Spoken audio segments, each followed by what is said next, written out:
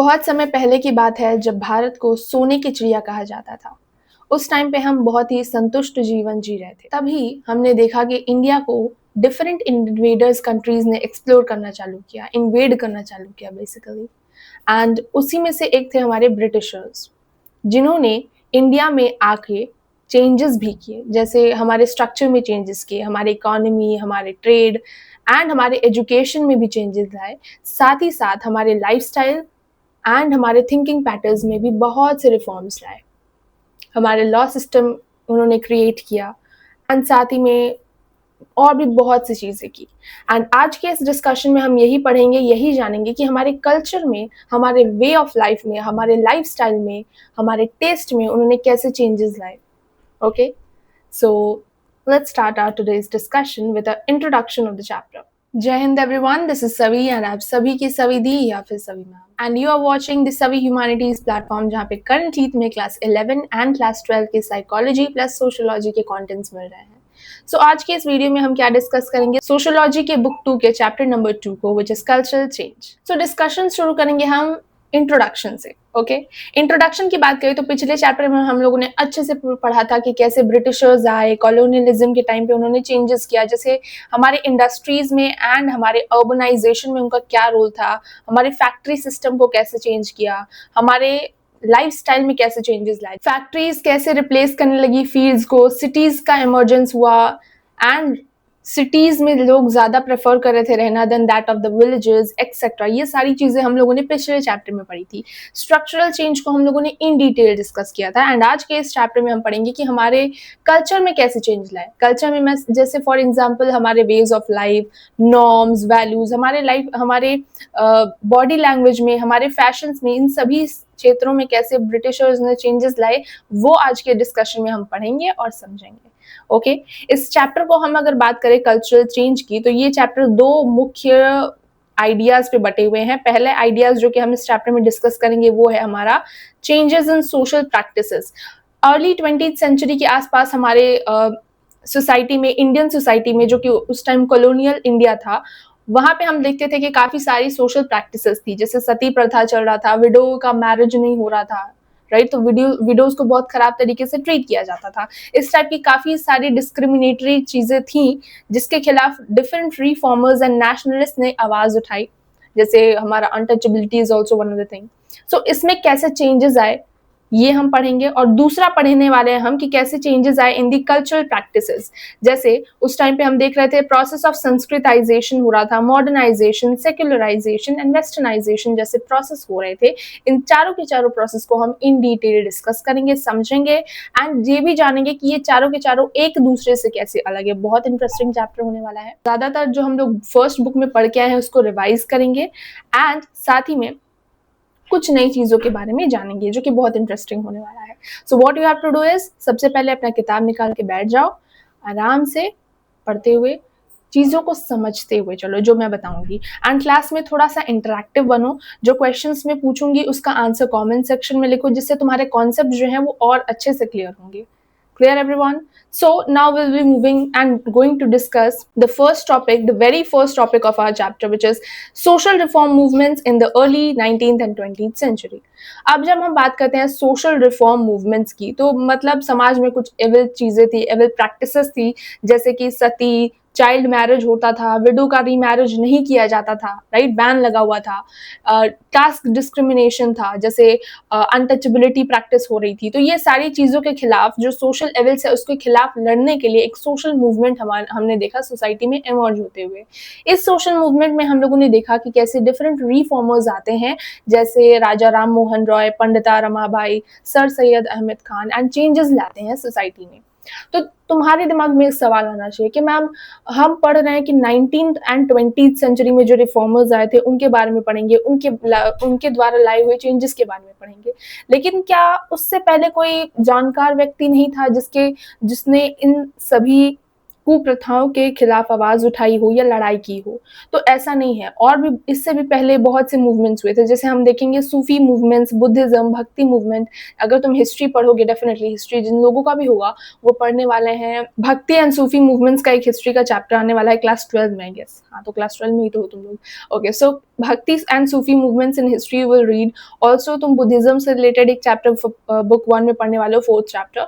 सो उसमें तुम देखोगे एंड जानोगे कि कैसे भक्ति मूवमेंट, सूफी मूवमेंट्स एंड बुद्धिज़्म्स में कैसे इन्हीं सारे कास्ट डिस्क्रिमिनेशन या फिर चाइल्ड मैरिज के खिलाफ आवाज़ उठाते हैं लोग। पर उस टाइम पे कुछ चीज़ें थी जो नहीं थी, and 19th century and 20th century में कुछ चीज़ें ऐसी आई जिसकी वजह से यहाँ पे जो मूवमेंट्स हो रहे हैं उनके बारे में हम अब तक पढ़ते हुए आए हैं। जैसे कि वहाँ पे हम देखते हैं 19th सेंचुरी के आसपास जो भी सोशल रिफॉर्म्स हो रहे थे, उन सभी में 2 चीज़ें थी। एक थी हमारी वेस्टर्न आइडियोलॉजी या यू कहो मॉडर्न आइडियाज, एंड दूसरा है ट्रेडिशनल लिटरेचर की हेल्प। मतलब इसका कीवर्ड उठा के चलो तो it is modern context and mix of ideas. Modern context and mix of ideas को हम, ये टर्म या ये फ्रेज जो है वो हम आगे throughout the chapter discuss करने वाले हैं। So you have to understand over here कि इसका मतलब क्या है। ओके, मॉडर्न आइडियाज मतलब होता है कि जैसे जब हम ब्रिटिशर्स के कांटेक्ट में आए तो हमें पता चला डेमोक्रेसी क्या होती है, फ्रीडम क्या होता है, जस्टिस क्या होती है। ये सारे आइडियाज हम समझे, हम जाने जब हमने वेस्टर्न एजुकेशन मिला। दूसरा है ट्रेडिशनल लिटरेचर। हमारे ट्रेडिशनल शास्त्रिक ट्रेडिशंस थे, तो हम क्या करने लगे, हम जो भी रिफॉर्म्स करे थे तो हम रिफॉर्म्स में बता रहे थे कि भाई हमें जस्टिस चाहिए सोसाइटी में, हमें एक सोसाइटी बनानी है जो इक्विटेबल हो। एंड साथ में हम बताते थे कि हमारे पुराने लिटरेचर में भी ऐसा ही लिखा हुआ है कि हमें सबको एक इक्वली ट्रीट करना है, एक्सेट्रा। सो हम क्या कर रहे थे, हम अपने ट्रेडिशंस को भी बचा रहे थे, साथ में मॉडर्न आइडिया से इन्फ्लुएंस ले रहे थे। तो हमारे जो भी रिफॉर्मर्स होंगे, चाहे वो राजा राम मोहन रॉय हो या फिर सैयद अहमद खान हो, ये क्या कर रहे थे, ये रैशनैलिटी के बारे में बात कर रहे थे, साइंस के बारे में बात कर रहे थे, समाज को चेंज करने की बात कर रहे थे, शास्त्र के हेल्प भी ले रहे थे एंड मॉडर्न आइडियाज के हेल्प से भी लोगों को कनेक्ट करके समझाने की कोशिश कर रहे थे कि ये जो भी कुप्रथाएं हैं उसको प्रैक्टिस नहीं करना चाहिए, क्योंकि हमारे ट्रेडिशनल बुक्स में भी लिखा है that it is not fair. Right, so ये चीजें होना शुरू हुई जिसके वजह से हम देखते हैं कि इनके बारे में हम पढ़ रहे हैं, पर जो भक्ति सूफी मूवमेंट्स के टाइम पे जो हमारे रेवोल्यूशनरीज थे उनके बारे में हम नहीं पढ़ रहे हैं। Clear everyone? अब हम जानेंगे कुछ ऐसे रिफॉर्मर्स के बारे में एंड उनके कंट्रीब्यूशंस के बारे में जो हम लोगों ने ऑलरेडी बुक 1 में पढ़ा था। जैसे राजा राम मोहन रॉय के बारे में हम लोगों ने पढ़ा था कि he attacked basically on the practice of sati which was not a good practice. So he told कि भाई एक तो तुम्हें ह्यूमैनिटेरियन मतलब इंसानियत के लिए ये नहीं करना चाहिए, साथ में हमारे हिंदू शास्त्र में भी ऐसा लिखा हुआ है कि ये करना गलत है। राइट, सो दोनों चीजों को लेकर चल रहे थे। तो this is what known as modern context and mix of ideas. Clear everyone? यहाँ पे डाउट रह जाता है तो ये समझना है तुम्हें। दूसरा है हमारे रानाडे, जिन्होंने री मैरिज ऑफ विडोज को पुश किया एंड ऑल्सो ही टोल्ड कि भाई शास्त्र में भी ऐसा लिखा हुआ है, एंड इन्होंने ऑल्सो मॉडर्न आइडियाज से भी हेल्प ली। ये सारी चीजें कहाँ से आ रही थी? ये सारी चीजें आ रही थी वेस्टर्न एजुकेशन से। जो हमें वेस्टर्न एजुकेशन मिल रहा था उसमें हम लिबरलिज्म के बारे में जान रहे थे, फ्रीडम के बारे में जान रहे थे। वो ऐसा टाइम पीरियड ही था जब रेनेसेंस चल रहा था, मतलब लोग जो है वो एनलाइटेंड हो रहे थे, नई चीजों के बारे में जान रहे थे, क्वेश्चन कर रहे थे, सेक्युलर बन रहे थे, इंसानियत के बारे में क्वेश्चन कर रहे थे, etcetera. Okay, Sir Syed Ahmad Khan के बारे में बताया हुआ है कि कैसे वो मॉडर्न साइंस के बारे में बता रहे थे और साथ ही में वो मॉडर्न साइंस को कनेक्ट कर रहे थे with the interpretation of Islam. Okay, here is one more person who is Veeresalingam. So इनके बारे में बताया हुआ है कि कैसे he was also fighting against, यहाँ पे भी वही बताया जा रहा है कि कैसे इन्होंने मॉडर्न आइडियाज के साथ साथ ट्रेडिशनल आइडियाज को जोड़ के समाज में, सोसाइटीज में चेंजेस लाने की कोशिश की।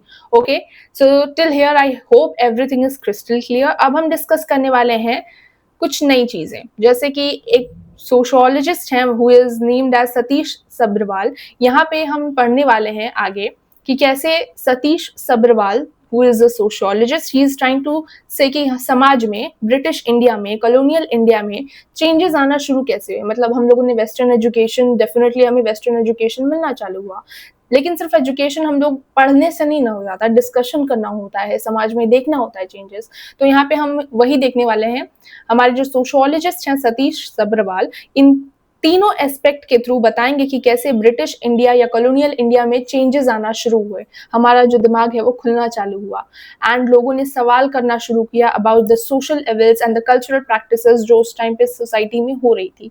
सबसे पहले हम देखेंगे new technology speeded up various forms of communication, यानी कि हमारा प्रिंटिंग प्रेस आ गया, टेलीग्राफ आ गया, तो लोग जो है वो अपने ओपिनियंस, अपने थॉट्स को लिख रहे थे, एंड मूवमेंट ऑफ पीपल भी देख रहे थे, ऑल्सो गुड्स, तो लोग जो है एक प्लेस से दूसरे प्लेस पे जाके अपने आइडियाज को शेयर कर रहे थे, राइट। जैसे यहाँ पे बताया हुआ है कि कैसे केशव चंद्र सेन ऑफ बंगाल विजिट किए थे मद्रास में, ऑल्सो पंडिता रमाबाई ट्रेवल करती हैं different corners of the country में to spread her ideas, right. So ये सारी चीजें हम देखते हैं। सेकंड में है हमारा सोशल ऑर्गेनाइजेशन, लोग कनेक्ट होना चालू हुए फर्स्ट। दूसरा हम देखते हैं सोशल ऑर्गेनाइजेशन बनना चालू हुआ, जैसे आर्य समाज की स्थापना हुई इन पंजाब, ब्रह्मो समाज की स्थापना हुई बंगाल में, all India Muslim league conference type के कॉन्फ्रेंसेस बनना स्टार्ट हुए, जहाँ पे हम क्या देखने लगे, लोग जो है वो एकजुट आने लगे एंड डिबेट्स करने लगे, डिस्कशंस करने लगे about the social practices.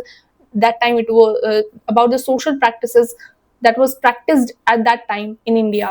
Also हम देखते हैं एक फैक्चुअल इंफॉर्मेशन है which is that Vishnu Shastri publish करते हैं Marathi translation of Vidyasagar's book in Indu Prakash in 1864। एक फैक्चुअल क्वेश्चन है, एमसीक्यूज में पूछा जा सकता है। ओके, सो हम देख रहे हैं कि कैसे public meetings, debates and discussions start हो गए, राइट।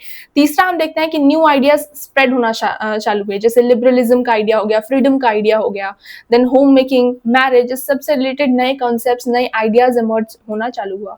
वैल्यू ऑफ एजुकेशन, जो कि इंडिया में पहले बहुत ज्यादा नहीं था, पहले इंडिया जो है लोग जो है वो इतना जागरूक नहीं थे, एजुकेशन के पीछे लोग ज्यादा फोकस नहीं करते थे, बहुत सेल्फ इंडल्ज लोग थे उस टाइम पे। लेकिन फिर एजुकेशन का वैल्यू पता चला, तो फिर एजुकेशन इम्पॉर्टेंट बन गया लोगों के लिए, and now we are seeing that how important it is, like people, अब तो हम लोग लाइक फीमेल को भी एजुकेशन दे रहे हैं, राइट। बट उस टाइम पे नियरली अबाउट 19-20 सेंचुरी के आसपास, जिस समय की हम बात कर रहे हैं, धीरे धीरे क्या होने लग गया, फीमेल एजुकेशन के बारे में बात होना चालू हो गया, डिबेट्स होने चालू हो गए। फिर हम देखते हैं most important thing which is important for your assertion reason and your one marker, Jyotiba Phule ने क्या किया, ओपन किया first school for womens in Pune. Okay, फिर हम देखते हैं क्या कि फिर वुमेन्स को एजुकेशन मिलना चाहिए कि नहीं मिलना चाहिए, लोगों ने इस बारे में डिबेट करना चालू कर दिया। फिर दे एक्टिवली स्टार्टेड टू डिबेट कि भाई meaning of tradition and modernity, कुछ लोग बोलते थे कि भाई मॉडर्निटी बहुत खराब है, अच्छा नहीं है, एक्सेट्रा, तो कुछ लोग ट्रेडिशन को फॉलो करते थे। तो अब हम देख रहे हैं क्या कि धीरे धीरे क्या हो रहा है, मर्जिंग हो रहा है, मतलब हम मॉडर्निटी को भी फॉलो कर रहे हैं, ट्रेडिशंस को भी फॉलो कर रहे हैं। आज के टाइम पे हम देख भी रहे हैं, like we are modern, we are using technology in the current times, but at the same time we are also following our traditions, like we are Hindus, we are Muslims, we are having our own caste and class and religion, right? So this thing is also there. So abhi ke time pe hum kya dekh rahe hain, India mein tradition भी है, modernity भी है, तो वैसे ही ideas भी exist कर रहे थे। 19th सेंचुरी के आसपास हम देख रहे थे क्या कि चेंज आने लग गया, समाज में क्या होने लग गया, क्वेश्चंस होने लगे, डिबेट्स होने लगे, लोग सोचना चालू किए, एंड क्वेश्चंस राइज हुआ कि ऐसा हो रहा है तो ऐसा क्यों हो रहा है, सती प्रथा, व्हाई आर वी प्रैक्टिसिंग सती प्रथा till now, right. So this kind of questions emerge होना शुरू हुआ in the Indian society at that time period. Clear everyone? मजा आ रहा है सुनने में, है ना, कुछ इंटरेस्टिंग लग रहा है, राइट। तो उस टाइम पे हम देख रहे थे कि अलग अलग लोग अलग अलग प्रॉब्लम्स को उठा रहे थे। जैसे उस टाइम पे बहुत से लोग थे जो बोल रहे थे कि प्रॉब्लम्स हैं, अपर कास्ट की प्रॉब्लम है, मिडिल क्लास की प्रॉब्लम है, वुमेन्स बहुत सी प्रॉब्लम फेस कर रही है, मेंस प्रॉब्लम फेस कर रहे हैं, कुछ लोग का ऐसा कहना था। तो कुछ लोग बहुत ज्यादा डिस्कस कर रहे थे अबाउट कि इनजस्टिस हो रहा है to the low caste people, and इससे रिलेटेड क्वेश्चंस उठा रहे थे, why are we still practising untouchability, ये अच्छा नहीं है, हमारे शास्त्र में ऐसा कुछ नहीं लिखा है, एंड मॉडर्न आइडियाज है कि डेमोक्रेसी होना चाहिए, लोगों को equitable society we should provide. So this kind of things were emerging. हम देख रहे थे सोशल, कुछ लोग जो है वो इससे वुमेन्स की प्रॉब्लम्स अराइज हो रही थी, मतलब कुछ लोग जो है वो वुमेन्स की प्रॉब्लम्स के लिए लड़ रहे थे, तो कुछ लोग थे जो कास्ट की प्रॉब्लम्स के लिए लड़ रहे थे, तो कुछ लोग बोल रहे थे कि हिंदुइज्म जो है वो एक्चुअल में हमारे शास्त्र में ऐसी प्रैक्टिसेस नहीं लिखी हुई हैं जो कि हम प्रैक्टिस करें करंट टाइम में। सो इस टाइप की डिबेट्स जो है हम देखते हैं उस टाइम पे उठना चालू हुए, और भी बहुत सारी डिबेट्स देखने लगे। जैसे Muslims, among the Muslims we started observing कि हम देख रहे थे वुमेन्स जो है वो बोली थी, पर्दा सिस्टम के बारे में क्वेश्चन करी थी, डिबेट करी थी कि पर्दा सिस्टम क्यों है।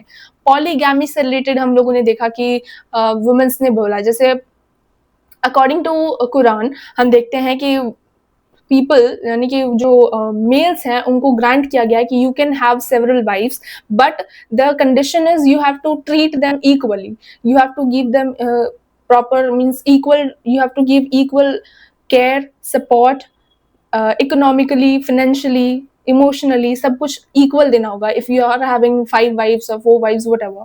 So this was what is polygamy. This is the reason, this is the actual thing which we see that Quran have told. But actually people ऐसा कर रहे थे कि मुस्लिम मेंस जो है वो शादी कर ले रहे थे, but they were not treating their all wives equally. So this kind of problem was there, जिसकी वजह से पॉलीगैमी पे क्वेश्चन किया गया कि पॉलीगैमी जो है जैसे कुरान में लिखा गया है वैसे प्रैक्टिस नहीं हो रहा है, वुमेन्स को यहाँ पे चेंजेस लाने चाहिए एक्सेट्रा।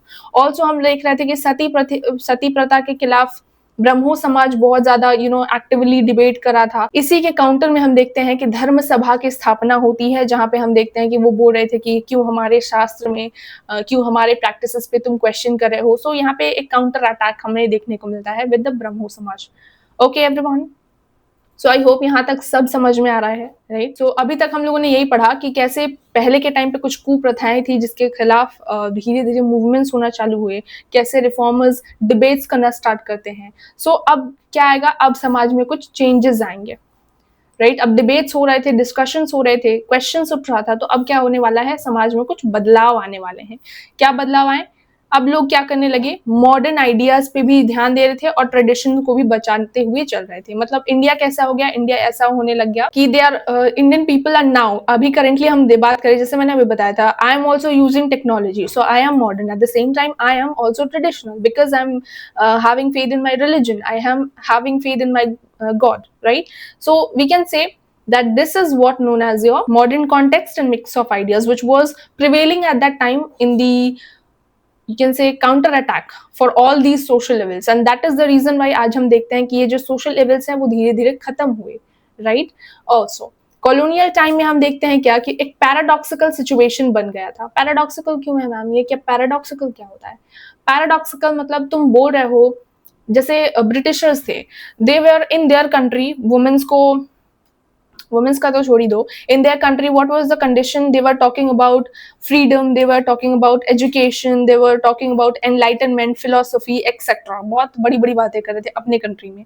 पर उसी सेम टाइम पे हम क्या देख रहे थे कि उन्होंने इंडिया को कॉलोनी बना दी है, इंडिया को वो, इंडियन पीपल को वो ह्यूमिलिएट कर रहे हैं, अपने प्राइड को शो कर रहे हैं, right. So you are thinking good, your thinking is broad, but your act and your behavior is cheap, right? So this kind of thing we were seeing at that time period. So ये है paradoxical situation, वो modernity show कर रहे थे पर अलग तरीके से, isn't it?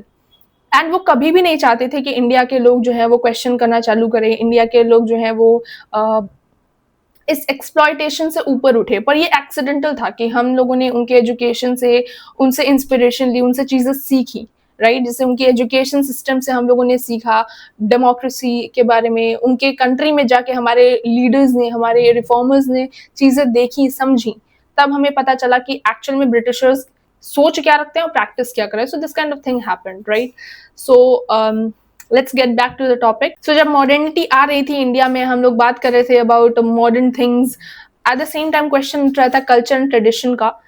एंड इसकी बात करें ना तो हम क्या देख रहे हैं, people learn them and turn to modify them. मतलब हम क्या कर रहे थे, हम लोगों से सीख रहे थे। जैसे मैंने बताया, ब्रिटिशर्स से हम लोग सीखना चालू किया, उनके आइडिया से सीखे, उनके रहने के तौर तरीके से, उनके लाइफस्टाइल से, कुछ चीजें से हम, उनके कुछ चीजों से हम इंस्पायर हुए। जैसे फॉर एग्जाम्पल पहले के टाइम पे बताया जा रहा है कि वुमेन्स जो है, इंडियन वुमेन्स जो है वो साड़ी पहना करती थी in a normal way, they were not using the petticoat and blouse which they are currently using, and ये जो concept है of petticoat and blouse, they learnt it from the western women's, जो हमारी British women's थी, उनसे हम लोगों ने सीखा कि the concept of wearing a proper sari in a proper way.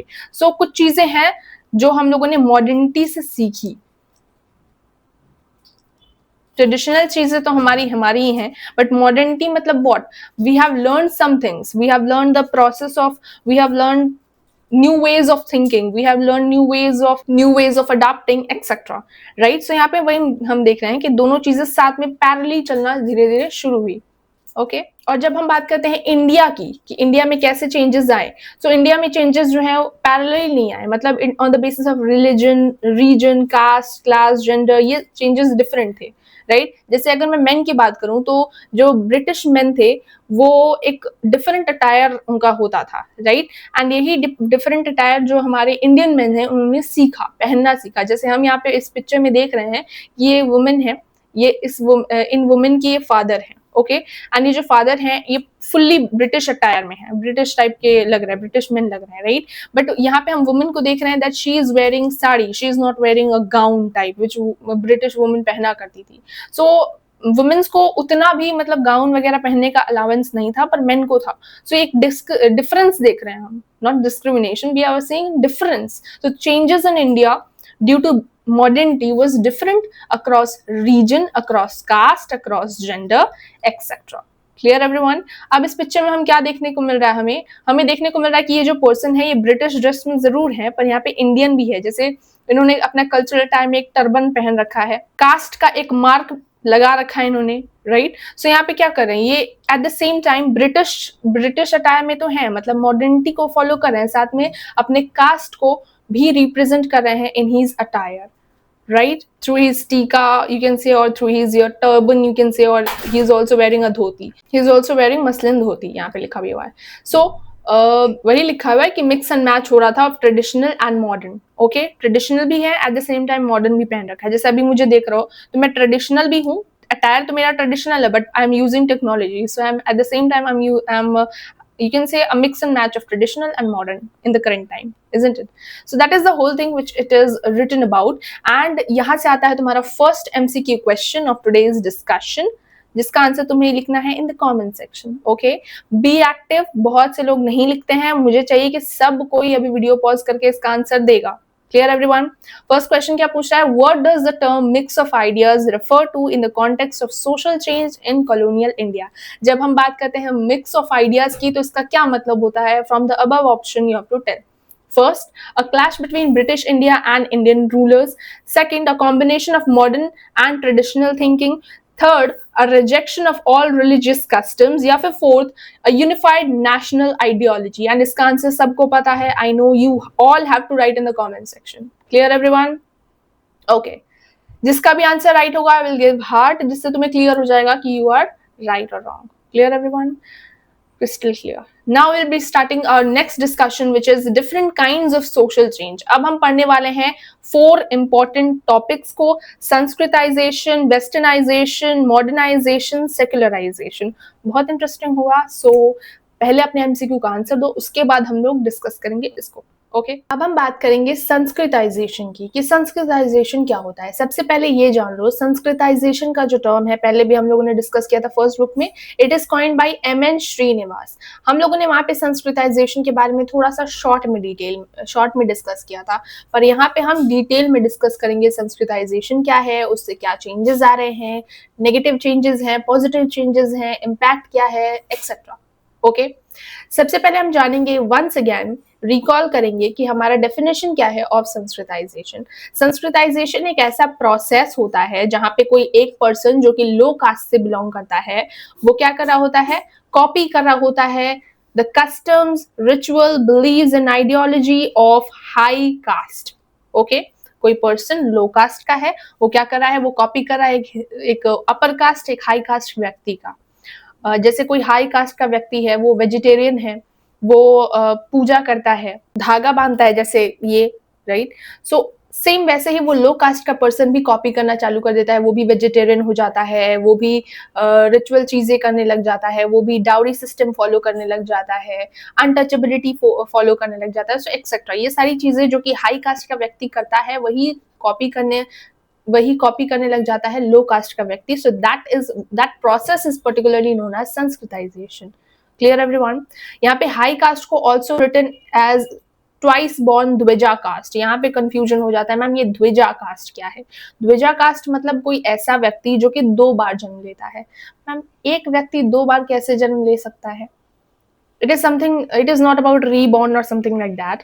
इसमें एक चीज होता है, इसमें हम लोग नॉर्मली बॉर्न होते हैं, दैट इज आवर दैट, एक बार तो हम लोग नॉर्मल बॉर्न होते हैं, एवरीवन इज।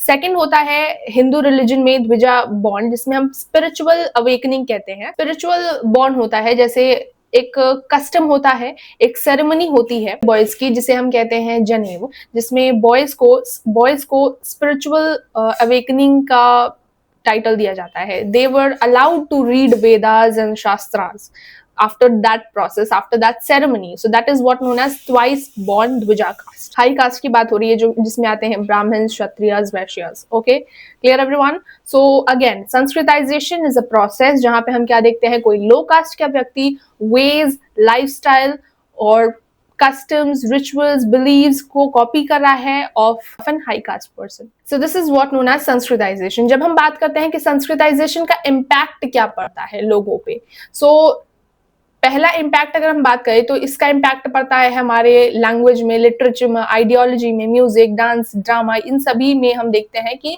संस्कृताइजेशन का इफेक्ट पड़ता है। दूसरा है कि हम देखते हैं कि इंडिया रिलीजियस ग्रुप के अंदर तो संस्कृताइजेशन फॉलो होता ही है, साथ में outside the Sanskrit, outside Hinduism also we see Sanskritization का प्रैक्टिस होता है। जैसे कि जो शूद्राज हैं वो कभी कभार क्या करते हैं, वो अपर कास्ट को कॉपी करते हैं by doing संस्कृताइजेशन।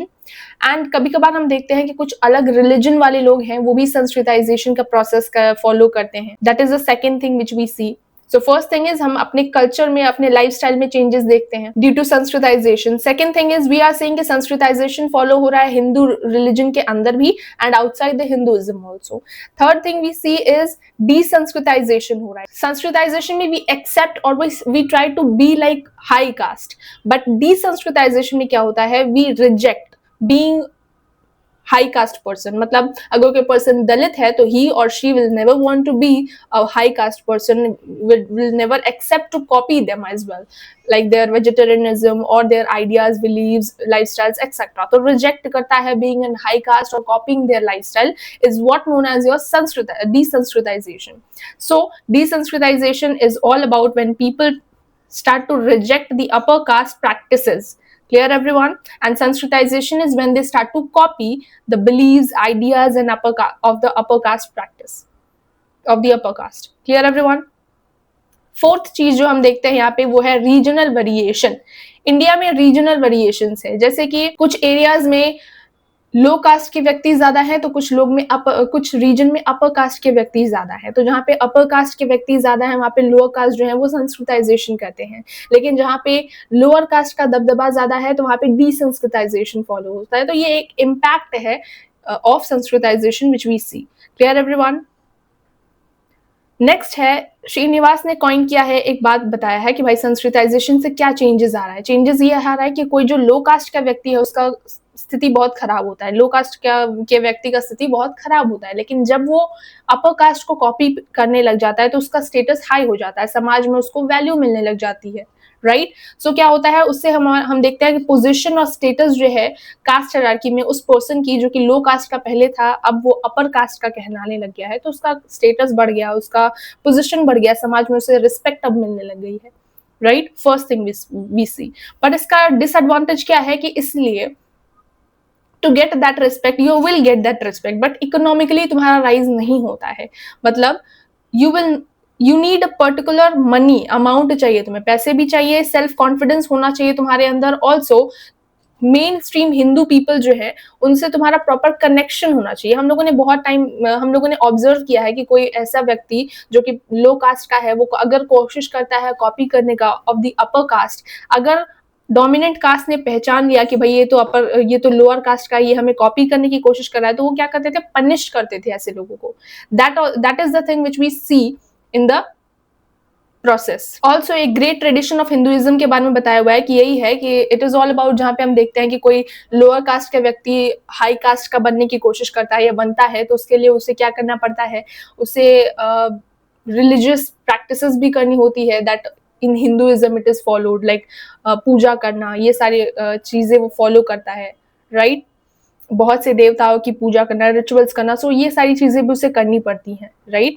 जिससे क्या हो, उसका इम्प्रूवमेंट हो in the society. So that is the thing which we see, okay? But being, मतलब तुम हो जो, that is a normal thing, but तुम कुछ बनने की कोशिश कर रहे हो तो उसमें बहुत मेहनत लगती है। Like if you are trying to, तुम जैसे हो ओरिजिनली, तुम सच बोलो तो तुम्हें ज्यादा दिक्कत नहीं होगी, पर तुम जब झूठ बोलना चालू करते हो तो तुम्हें एक झूठ को छुपाने के लिए दूसरा झूठ बोलना पड़ता है, फिर उससे बड़ा झूठ बोलना पड़ता है। तो मतलब झूठ बोलने में क्या होता है, बहुत मेहनत जाती है, राइट? सो वही, अगर तुम किसी को कॉपी करने की कोशिश कर रहे हो, किसी के जैसे कि बनने की कोशिश कर रहे हो, तो तुम्हें बहुत मेहनत लगेगी, right? So this kind of thing which we are seeing. Copy करना इज समथिंग डिफरेंट, जहाँ पे तुम क्या कर रहे हो, अपनी वैल्यू को गिरा दे रहे हो टू सम एक्सटेंट। सो अलग अलग चीजें हैं, जैसे कुछ लोग होता है कि कॉपी करके सीखते हैं, कुछ लोग होते हैं जो कॉपी करके उनको लगता है कि उनके, मतलब सबका नजरिया अलग होता है, right? So that is a different thing, well, but यहाँ पे what we are discussing is that only कि you are trying to be something which you are not exactly, you are trying to, मतलब यहाँ पे क्या कर रहे हैं, जो लोअर कास्ट के लोग हैं वो अपनी आइडेंटिटी को खराब मान रहे हैं, ओके? खुद भी खराब मान रहे हैं, and that is the reason why they are trying to be like them, by the be like the upper caste. So that is a wrong thing which they are doing. They are not accepting themselves as how they are. So that is the thing which we are seeing. But okay, थोड़ा सा अलग ही चली गई मैं, right? So let's come back and let's discuss one thing. Let's discuss the thing which we are discussing. So वही चीजें हैं कि अगर तुम पकड़े जाओगे कि भाई तुम लोअर कास्ट के थे और तुम ये सब करने की कोशिश करो, तो तुम्हारी पनिशमेंट होती थी। अब यहाँ पे एक एग्जाम्पल दिया हुआ है कुमुदिताई की जर्नी की।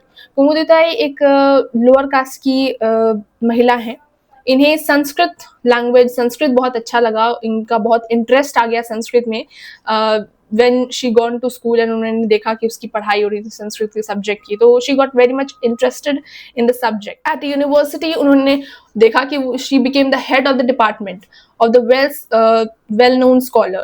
Also उन्होंने बताया, मतलब she became very successful, उन्होंने मास्टरी किया, मास्टर्स किया in Sanskrit she have completed, right? So यहाँ पे वो बता रही हैं, उन्होंने अपने ऑटोबायोग्राफी में बताया कि कैसे उन्होंने being a Dalit woman how much struggle she faced. Like she was trying to study, तो उनको बहुत लोग मॉक करते थे that you are trying to study, you are from, सबसे पहले तो जेंडर भी था, वुमेन थी, एंड दूसरा कास्ट था कि लो कास्ट था, तो काफी ज्यादा स्ट्रगल उन्होंने झेला। उन्होंने कलेक्ट, मतलब शी रिकाउंट्स ऑल्सो, कि उन्होंने बताया कि कास्ट को भूल पाना इम्पॉसिबल था। Like at some time you are forgetting that you are women, but फिर भी she got rejected, she got mocked, उनको hostility face करनी पड़ी in various places. So this kind of thing she faced, and that is what she was trying to say कि at that time you are from low caste and you are trying to study, you are trying to do something which upper caste do. Like उस time पे क्या बोला जाता था कि Dalits जो हैं they are not, they don't have the right to study and be teacher and etc. They should serve people, right? So you are coming out of your boundary and trying to do something new. तो society जो है बहुत ज़्यादा क्या बोलते हैं, you can say trying to pull you back. People were trying to mock her, people were trying to make her regret for her decision etc. So आखिर में तो उन्होंने मास्टर्स कंप्लीट किया and she became successful, but still she recounts and says that this was what happened, I struggled a lot, and some मतलब उन्होंने सुना this line that what comes by birth but cannot be cast off by death. मतलब जो हमें मिलता है from the birth, the time since our birth, and which cannot be taken away at all from us, that is what known as a caste is. So that is the thing which she told. So I hope this much is clear. हम लोगों ने क्या पढ़ा, Sanskritisation क्या होता है, इसका impact क्या है, हम लोग क्या देख रहे हैं इम्पैक्ट सोसाइटी में। हम देख रहे हैं कि उस टाइम पे लोग जो है वो संस्कृताइजेशन फॉलो करने लगे थे। वो देख रहे थे कि अपर कास्ट जो है उनकी लाइफ स्टाइल बेटर है, वो बेटर वेल ऑफ है etcetera. So they try to improve their situation, their status in the society, ताकि उनके भी दोस्त बने एक्सेट्रा। तो they try to be the lower caste people, try to copy, try to be the higher caste people, right? जिसकी वजह से उन्हें पूजा करनी होती थी, that they actually didn't do. Vegetarianism उन्हें एक्सेप्ट करना पड़ता था, and etcetera this kind of things happened. And जब वो पकड़े जाते थे तो उनको पनिशमेंट भी मिलता था from the upper caste people. Also अगर तुम being a Dalit, or you are trying to do something which you shouldn't do, like the occupation you are trying to choose by yourself, तो उसके लिए तुम्हें काफ़ी ज़्यादा criticism society में मिलती थी, right? So it was very hard, very difficult, very challenging at being at that time, you know, the person and trying to study. So yeah, this was the thing which we have discussed in now here. अब हम discuss करेंगे कि क्या criticism है Sanskritisation की, कि मतलब Sanskritisation क्या करता है, इम्प्रूव करता है स्टेटस को, सोशल स्टेटस को इम्प्रूव करता है, राइट? जैसे कि तुम क्या करो, एक नया नाम अडॉप्ट कर लो, एक नया कस्टम, यू नो, एक नए तरीके से जीना चालू कर देते हो। बीइंग हाई कास्ट मेंबर, तुम्हारी जिंदगी एक अलग तरीके से हो जाती है, राइट? तुम पहले यू के नॉट, अगर तुम दलित थे पहले, तो यू के not touch, you cannot talk to people, you cannot go to any ceremony, but now you can go, being a member of a high caste currently through the process of Sanskritisation.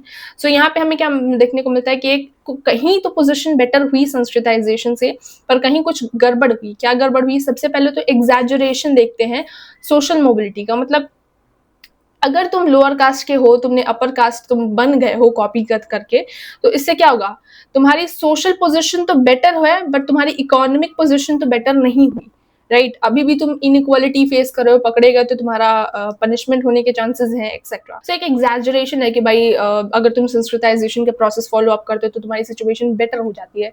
जरूरी नहीं है, तुम्हारा situation एक जगह पे better होगा पर दूसरी जगह पे अभी भी खराब ही है, जैसे इकोनॉमिकली, राइट? सेकेंड जो हम चीज देखते हैं वो है कि अपर कास्ट, उस टाइम पे क्या बोला जाता था कि अपर कास्ट, जिसका अपर कास्ट जो है वो सुपीरियर होते थे एंड लोअर कास्ट जो है वो इंफीरियर होते थे, ऐसा बोला जाता था समाज में कि जो भी लोअर कास्ट है, अनटचेबल्स हैं, शूद्रास हैं, दे आर इंफीरियर पीपल।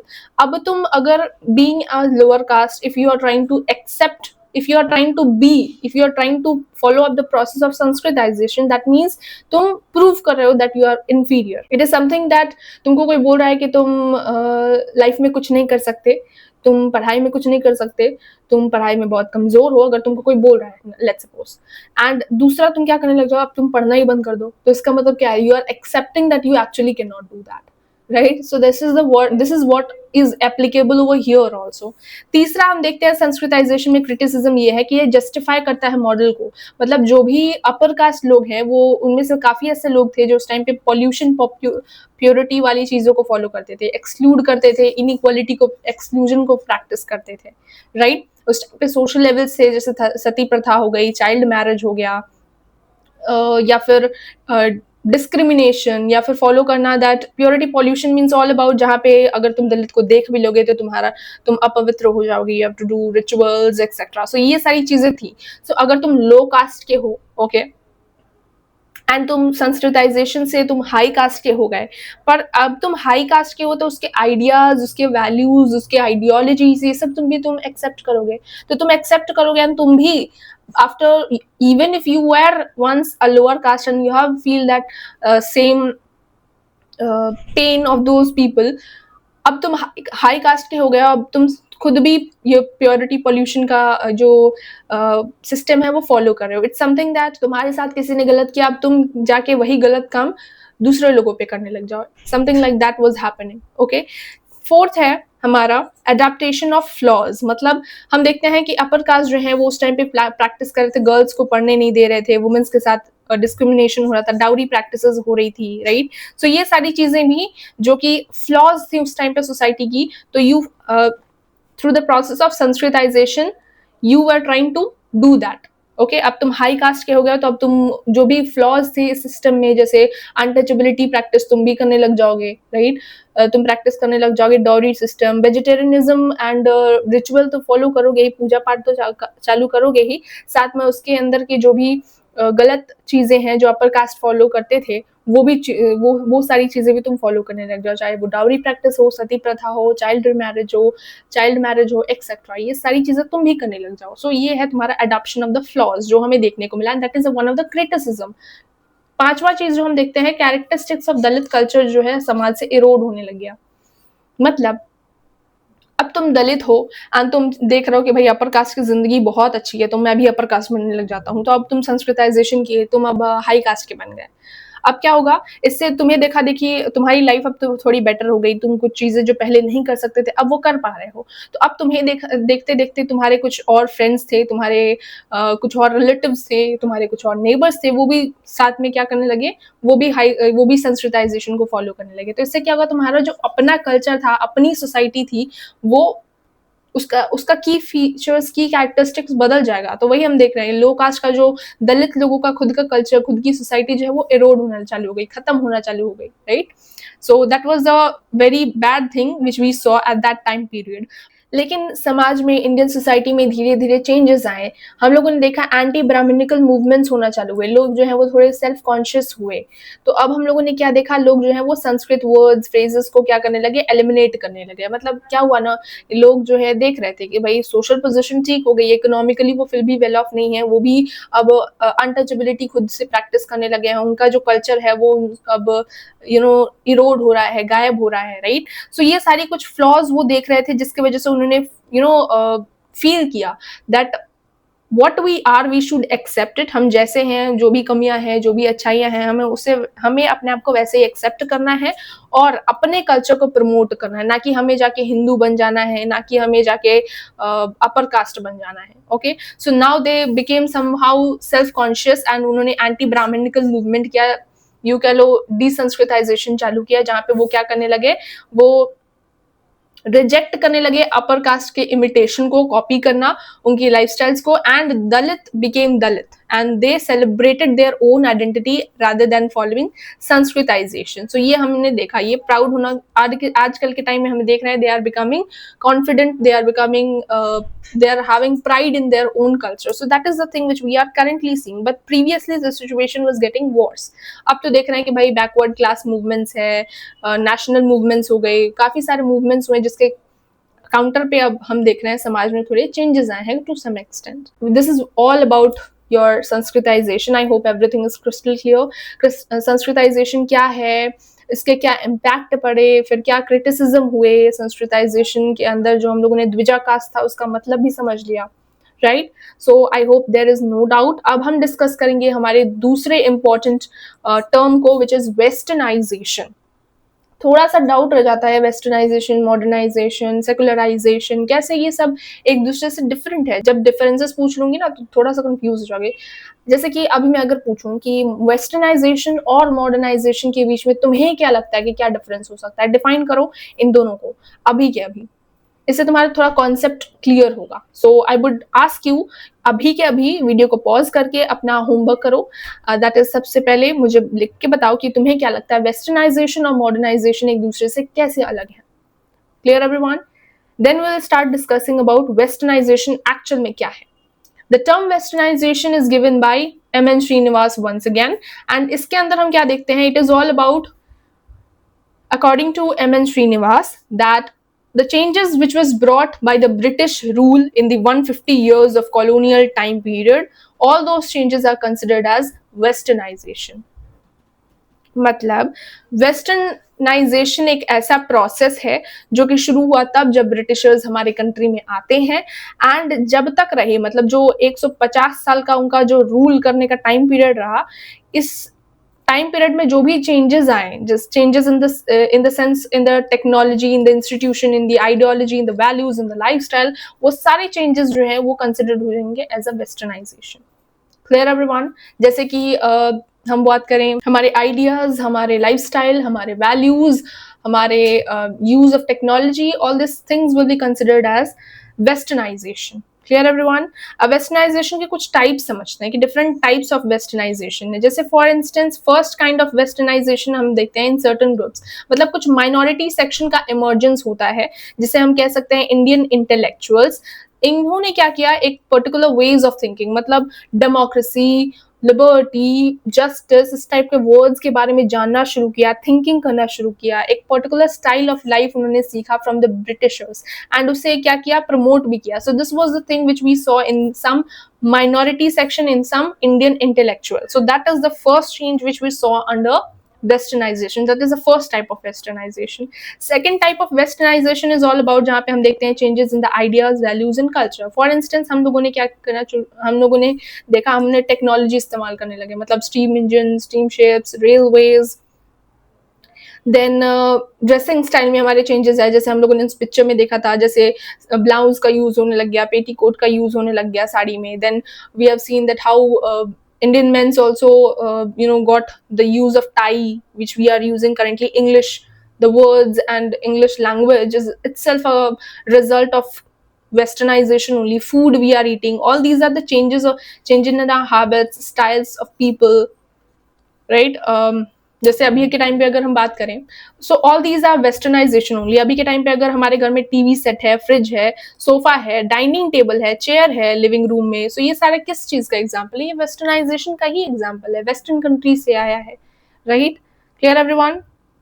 सो ये है तीसरे नंबर पे. तीसरा चीज हम देखते हैं ना, ये दो मेन काइंड्स है ऑफ वेस्टर्नाइजेशन. तीसरा एक एडिशनल पॉइंट अगर मैं बताऊं ना, तो हम देख रहे हैं कि कॉपिंग बिहेवियर, यानी कि हम उनके जैसा ड्रेस पहनना चालू किए. इमिटेशन भी देखते हैं, बहुत से लोग जो हैं पहले के टाइम पे इमिटेशन के थ्रू वेस्टर्नाइजेशन स्टार्ट किया, मतलब ब्रिटिशर्स को देखा देखी वो लोग काम करने लग गए, रहना चालू कर दिए, खाना चालू कर दिए. सो ये था वेस्टर्नाइजेशन के अंदर. ये तीसरा टाइप भी नहीं माना जाएगा, but additional point we can say is that we saw imitation के थ्रू क्या होने लग गया, कल्चरल चेंज होने लग गया, वेस्टर्नाइजेशन का प्रोसेस फॉलो होने लग गया. पर अगर हम बात करें कि वेस्टर्नाइजेशन मतलब क्या, वेस्टर्नाइजेशन में दो चीजें आती हैं. एक होता है कि हमारे थिंकिंग प्रोसेस में चेंज आ रहा है, दूसरा हमारे लाइफस्टाइल में चेंजेस आ रहा है. दो काइंड्स ऑफ वेस्टर्नाइजेशन में, पहला था कि हमारे थिंकिंग में चेंज आ रहा है, दूसरा जो है it is all about our changes in the lifestyle. ठीक है, ध्यान से समझ लेना. तो इसको मैं पॉइंट्स नहीं बोलूंगी या काइंड्स के टाइप्स नहीं बोलूंगी, पर फर्स्ट काइंड को मान लो कि थिंकिंग या थॉट प्रोसेस में चेंज आना, और दूसरा हो जाएगा तुम्हारा कल्चर में चेंज आना, चाहे हैबिट्स में चेंज आना, तुम लोग जो भी कह सकते हो. नोट्स बनाते हुए चलो. ओके, सो ओके, सो जब हम बात करते हैं दोनों काइंड्स की, तो आजकल के टाइम में हम देखेंगे ना, तो बहुत से ऐसे लोग हैं जो जिनके घर में टीवी है, जिनके घर में डाइनिंग टेबल भी है, so they are westernize, right? But they are still not following the idea of equality. They don't want their girl child to go and study, get educated. They don't want to follow the principle of equality and democracy. They are not into that, right? So एक type के एक तरीके से हम देखें तो they are westernized people, but other time पे their thought is still biased, right? So this is also contradiction which we see in westernization. कितना interesting है ना, isn't it? So you are westernized but still you are not westernized. So this is the thing which we see in westernization. Westernization की सिर्फ बात करें ना, तो क्या चेंजेस सिर्फ हमारे रहने में, खाने में, सोच में आया? नहीं, एक और जगह पे हम चेंज देखने को हमें मिलता है, that is our art and literature. ठीक है, आर्ट एंड लिटरेचर में चेंज देखने को मिला. इंडियन आर्ट था, लिटरेचर था, उसमें चेंजेस देखने को मिले. जैसे रवि वर्मा, अभिनंद्रनाथ टैगोर, ऐसे बहुत से राइटर्स आए जिन्होंने इंग्लिश में डिफरेंट वर्ड्स लिखे, बहुत से फ्रेजेस लिखे, एंड बहुत से पोएम्स लिखे, स्टोरीज लिखे, etcetera, and numbers of things लिखे, राइट? सो ये सारी कहाँ से, एक कहीं ना कहीं इंस्पिरेशन था ब्रिटिशर्स से, कहीं ना कहीं इंस्पिरेशन था वेस्टर्न कंट्रीज से, right? Like Shakespeare's and all. Also painting की बात करें तो रवि वर्मा है, he have painted a drawing. This is painted by Ravi Varma. तो यहाँ पे रवि वर्मा क्या बता रहे हैं, इन शॉर्ट अगर बताऊं ना, तो इट इज ऑल अबाउट, जहाँ पे एक पेंटिंग उन्होंने ड्रॉ की है. इस पेंटिंग में उन्होंने इंडियन आर्ट का इस्तेमाल किया है, एंड ये जो पेंटिंग है ये दिख रहा है एक वेस्टर्न पोर्ट्रेट की तरह, मतलब वेस्टर्न कल्चर में यू कहो. अगर मैं शॉर्ट में बताऊं ना, तो यहाँ पे इस पेंटिंग को बनाने में उन्होंने इंडियन ट्रेडिशन का भी हेल्प लिया है, साथ में वेस्टर्न कल्चर का भी लिया है. जैसे water colours was an Indian kind of technique, okay, and इसमें वेस्टर्न टेक्निक्स को भी इस्तेमाल किया है to make this art, and that is what known as mix and match of Indian या यू को tradition and modernity. That is the thing which we saw. So यही है वेस्टर्नाइजेशन, जहाँ पे हम अपने आर्ट में, हम अपने पेंटिंग्स में चेंजेस देखने को मिल रहा है, वेस्टर्न इन्फ्लुएंस देखने को हमें मिल रहा है, that is the thing which is written over here.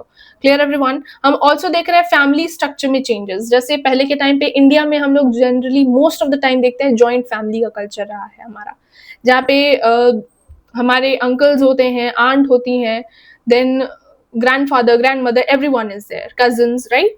सो लेकिन अभी के टाइम पे हम क्या देख रहे हैं? Mother, father and children, nuclear family, isn't it? So ये क्या है? ये वेस्टर्नाइजेशन के प्रोसेस से ही चेंजेस आए हैं। वेस्टर्नाइजेशन से ना बहुत से कॉन्फ्लिक्ट देखने को मिलता है फैमिली में, जैसे कि you are operating phone and some grandparents wants your attention, they want कि भाई तुम थोड़ा उनसे बात वगैरह करो, and you are operating phone, might be you are studying or doing something, so you will be considered as you are being westernized। मतलब क्या है? Let's try to understand through this। okay? यहाँ पे एक आंटी है and ये है उनके बच्चे। so यहाँ पे बता रही हैं, स्पीकर क्या बता रही हैं कि मैं अपने बच्चों से बहुत प्यार करती हूँ, राइट? पर प्रॉब्लम क्या है? प्रॉब्लम ये है कि मैं जो सोचती हूँ उनसे ये बहुत अलग है। मतलब मेरे बच्चे उनकी सोच अलग है, उनका ड्रेसिंग स्टाइल बहुत अलग है, एंड ये नए जनरेशन के बच्चे हैं, ठीक है? वो बताती हैं कि उनका बेटा है पलोव। पलोव जो है फॉरेन कंट्री में जाके बस गया है, डिफरेंट कल्चर को फॉलो करता है। उनकी बेटी है किंकिनी, जो कि वेस्टर्न कपड़े पहनती है, जैसे जीन्स हो गया, एंड बिजनेस को स्टडी करती है, which is totally apart from her imagination. इनका एक और बेटा है कलोल, जो कि एक अजीब हेयर स्टाइल रखता है, घास टाइप का, राइट? अब तो बहुत सारे हेयर स्टाइल्स आ रहे हैं, राइट? सो एक अजीब सा हेयर स्टाइल रखता है जो इनको समझ नहीं आता है, समझ के बाहर है, और पॉप म्यूजिक सुनता है। तो वही बता रही है कि एक जनरेशन गैप आ गया है, राइट? पहले के टाइम पे जो इनका टाइम पीरियड था, उस टाइम पे एजुकेशन गर्ल्स को मिलना ही बहुत मुश्किल था, एंड इनके टाइम पे इन्होंने कार गाड़ी इमेजिन नहीं की थी, फोन इमेजिन नहीं किया था, एंड ये सारे टाइम इन्होंने देखा है, और अचानक से आप देख रहे हैं कि भाई इनके बच्चे दूसरे कंट्री में चले गए हैं, अजीब से हेयर स्टाइल्स रखे हैं, पॉप गाने सुन रहे हैं, तो एकदम समझ के बाहर है ये सारी चेंजेस, राइट? सो इसे एक्सेप्ट नहीं कर पा रही थी। स्पीकर बताती हैं कि मुझे मीरा के भजन सुनना बहुत पसंद है, मुझे भोर गीत सुनना पसंद है, और जब मैं ये सुनने की कोशिश करती हूँ तो मैं देखती हूँ कि मेरे जो बच्चे हैं वो वेस्टर्न गिटार लेके गाने चालू कर देते हैं, पॉप सॉन्ग्स प्ले करने लग जाते हैं, एक्सेट्रा। तो यहाँ पे हम देख क्या रहे हैं? एक क्लियर जनरेशन गैप देखने को मिल रहा है, जहाँ पे ट्रेडिशनल कल्चर जो है उससे ट्रेडिशनल कल्चर जो इनकी मॉम है, इनको समझ नहीं आ रहा है कि वेस्टर्न कल्चर है क्या। एक डिस्कनेक्ट हो रहा है, लव रिमेन कर रहा है, रिस्पेक्ट, केयर सब कुछ है, लेकिन कनेक्शन नहीं है, कुछ डिस्कनेक्ट सा हो गया है। That is your generation gap which we can see currently. So this is what is written over here. Okay, westernization से काफी ज्यादा कॉन्फ्लिक्ट्स भी होने, कल्चरल कॉन्फ्लिक्ट्स भी हो रहे हैं, and that is what over here it is written. Srinivas ने यहाँ पे बताया है कि हम देखते क्या है, जनरली होना ये चाहिए कि जो लोअर कास्ट है उनको संस्कृताइज होना चाहिए, right? And upper caste logically देखे तो उन्हें वेस्टर्नाइज होना चाहिए, इजंट इट? जो लोअर कास्ट हैं वो अपर कास्ट बनने की कोशिश करे, कॉपी करने की कोशिश करे, जो ऑलरेडी अपर कास्ट हैं वो क्या करे? वो वेस्टर्नाइज होने की कोशिश करे, लग्जरी लाइफ जीने की कोशिश करे, टेक्नोलॉजी को इस्तेमाल करें, एक्सेट्रा। पर इंडिया जैसे डाइवर्स कंट्री में कुछ प्रेडिक्ट कर पाना बहुत मुश्किल है। जैसे एक जनरलाइजेशन देखने को मिलता है। फॉर एग्जाम्पल अगर हम देखें, थियाज जो हैं ये अपर कास्ट कंसिडर किए जाते हैं, ओके, केरला में। अब हम देखते क्या हैं कि ये वेस्टर्नाइज हो रहे हैं। वेस्टर्नाइज मतलब they are going to education, they are using telegraph, they are using, you can say, technology. But on the other hand we are also seeing कि कुछ ट्राइबल्स लोग हैं, ट्राइबल्स जो हैं वो क्या कर रहे हैं? वो भी वेस्टर्नाइज हो रहे हैं, मतलब वेस्टर्न एजुकेशन के थ्रू अट्रैक्ट हो रहे हैं। जैसे फॉर एग्जाम्पल यहाँ आ जाओ, इस बॉक्स में दिखेगा, ये बॉक्स है, यहाँ पे हम देख रहे हैं क्या कि नागाज जो हैं वो एक ट्राइबल कम्युनिटी है of Nagaland, if I am not wrong. So ये क्या, इनका क्या मानना है? जब इनका कांटेक्ट हुआ यूरोपियन से, तो उन्होंने देखा क्या कि एजुकेशन जो है वो बहुत इंपॉर्टेंट है लाइफ में, बिकॉज एजुकेशन के थ्रू उन्होंने देखा कि लाइफ स्टाइल बेटर है, यू कैन से चॉइसेस हैं लाइफ में, अच्छी अर्निंग है, एक्सेट्रा। तो बहुत इंस्पायर हुए यूरोपियंस के कांटेक्ट में आके ट्राइबल्स ऑफ नागाज। सो क्या देखते हैं यहाँ पे एक ग्रैंडफादर का एग्जांपल लिया हुआ है। इनका जो ग्रैंडफादर हैं, जो वो हमारे नैरेटर हैं, उनके ग्रैंडफादर जो हैं बता रही हैं ये कि मेरे ग्रैंडफादर भी एक नागा हैं एंड वो यूरोपियन से मिले, उनके कांटेक्ट में आए तो बहुत इंस्पायर हुए and according to him education जो है it is most important and वो हमारी लाइफ को चेंज कर सकता है। लाइक ट्राइबल्स की लाइफ कैसी थी कि भाई असिमिलेशन होगा, तुम्हें मूव करना होगा एक्सेट्रा, काफी चैलेंजेस थे। Being a tribal, when you are studying, you are focusing on education, so that is a very different thing. So यहाँ पे हम क्या देख रहे हैं, westernization हो रहा है of lower caste, right? So that is contradictory to the point which M.N. Srinivas told that lower caste should be Sanskritize, but here we are seeing that lower caste जो है वो एजुकेशन के through attract हो रहा है। यहाँ पे बताया हुआ है कि उनकी माँ को, क्योंकि मेरे ग्रैंडफादर बहुत ज्यादा एजुकेशन पे भरोसा करते थे, इसलिए उन्होंने मेरी मॉम को एजुकेशन के लिए शिमला भेजा। वहाँ पे वो अच्छे से एजुकेट हुई, वहाँ पे और भी कुछ लोगों से मिली एंड उन लोगों ने बताया कि एजुकेशन बहुत इंपॉर्टेंट है एंड एजुकेशन से क्या हो सकता है, तुम विजय लक्ष्मी पंडित जैसी बन सकती हो जो कि सिस्टर हैं of Nehru and you can also represent India in United Nations. Okay, ये बताती हैं कि मेरे पापा जो हैं वो भी काफ़ी एजुकेटेड हैं। ओके, एंड मेरे दोनों ही पेरेंट्स जो हैं वो एजुकेशन के लिए बहुत ज़्यादा अवेयर हैं and they want me also to get better education. Also बताते हैं कि कैसे एजुकेशन जो है इससे हमारा लाइफ बहुत चेंज हो सकता है। अभी हम देख रहे हैं क्या कि नागालैंड जो है ये इसका नागालैंड के स्टेट का ऑफिशियल लैंग्वेज जो है वो इंग्लिश है, जिसके थ्रू हम क्या कर सकते हैं, हम लोगों से कम्युनिकेट कर सकते हैं, बात कर सकते हैं, अपनी प्रॉब्लम्स को शेयर कर सकते हैं, राइट? एंड अपने प्रॉब्लम्स को not only in the national level but international level तक भी कम्युनिकेट कर पाते हैं। तो इंग्लिश कैसे इनको हेल्पफुल लगी, फिर कैसे एजुकेशन ने इनका हेल्प किया, इनका जो स्टेटस है वो राइज हुआ, नागालैंड एक स्टेट बना of the Indian country also.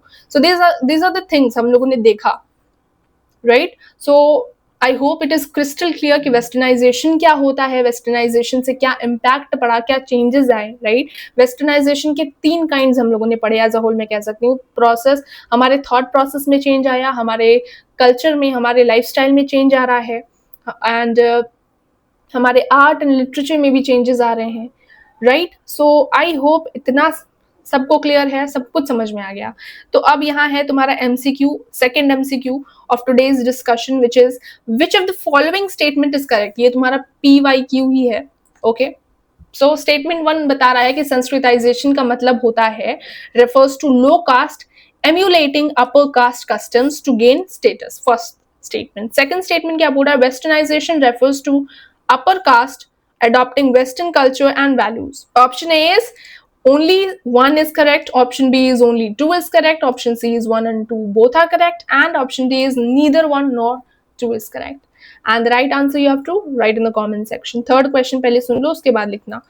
Third question क्या है, which process reflects a conscious rejection of upper caste customs assertion to one's own cultural identity? वही बताना कि अपर कास्ट के कल्चर को जब हम कॉन्शियसली रिजेक्ट करते हैं, that process is what called, is it Sanskritization, is that process called secularization, westernization or desanskritization? And the answer you have to write in the comment section. अभी video को pause करो and दोनों का answer comment section में लिखो पहले, उसके बाद हम डिस्कस करेंगे कि आखिर ये मॉडर्नाइजेशन किस चिड़िया का नाम है और सेकुलराइजेशन किस तोते का नाम है। ओके, तो सबसे पहले हम डिस्कस करेंगे कि मॉडर्नाइजेशन क्या होता है।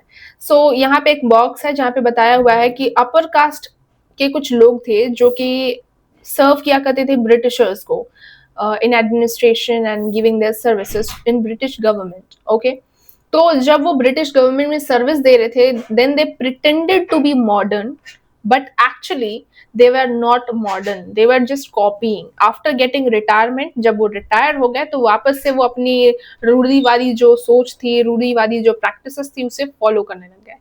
ओके, सो यही यहाँ पे बताया हुआ कि किस तरीके का ये मॉडर्नाइजेशन था भाई, किस तरीके से तुम मॉडर्नाइज हुए कि भाई प्रिटेंड किए और फिर बाद में वैसे ही हो गया after your kind of getting your retirement. So that is the thing which is written. एक kind of criticism है, एक kind of question किया गया है over here. Next है तुम्हारा modernization का पहले मतलब क्या होता है वो समझते हैं। 19th से 20th century के बीच में modernization को desirable और positivity से associate किया गया था। modernization को एक ऐसा process माना गया था जहाँ पे हम technology को improve कर रहे थे।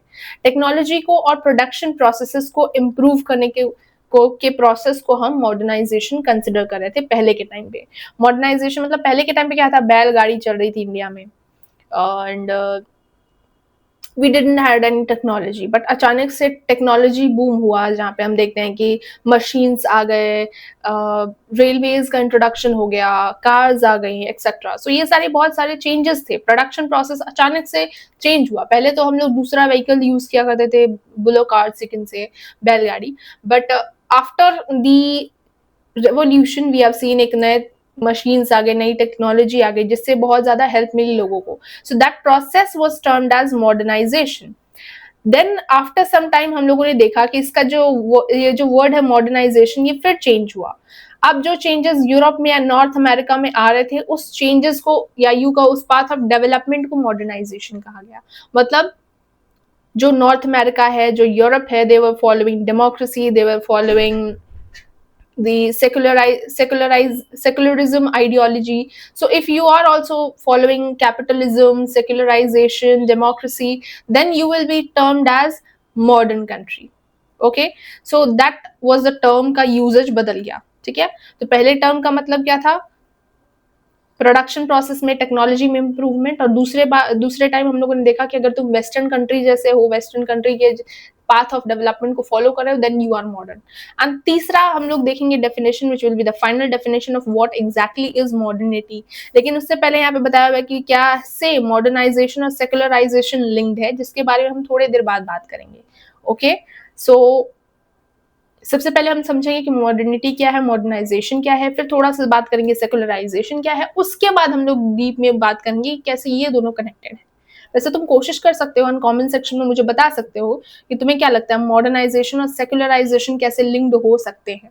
वैसे अगर मुझे लगता है कि तुम्हें सेकुलराइजेशन का मीनिंग नहीं भी पता होगा, बट इफ यू रिमेंबर हम लोगों ने लास्ट चैप्टर डिस्कस किया था चैलेंजेस ऑफ कल्चरल डाइवर्सिटी, वहां पे मैंने तुम्हें अच्छे से बताया था कि सेकुलराइजेशन का मतलब क्या होता है। तो जिसने भी वो चैप्टर पढ़ रखा है वो डेफिनेटली मुझे बता सकता है कि मॉडर्नाइजेशन और सेकुलराइजेशन में क्या चेंजेस हैं या कैसे ये दोनों लिंक्ड हैं एक्चुअली में। जिसको पता है, जिसको थोड़ा भी आइडिया है, कमेंट सेक्शन में अभी के अभी मुझे लिख के बताओ।